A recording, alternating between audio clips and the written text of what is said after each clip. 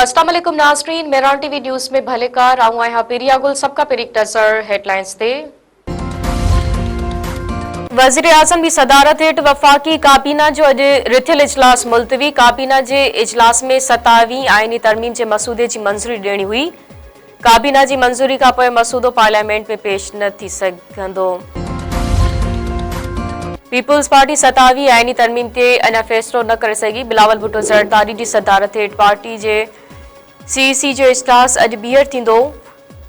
PP chairman Bilawal Bhutto Zardari चयो आहे त 27वीं तरमीम में सूबाई ख़ुदमुख्तियारी ऐं एनएफसी अवार्ड में तब्दीली खे रद्द कयूं था। आर्टिकल 243 में तरमीम ऐं आइनी अदालतुनि जे क़यादत जी हिमायत कंदासीं।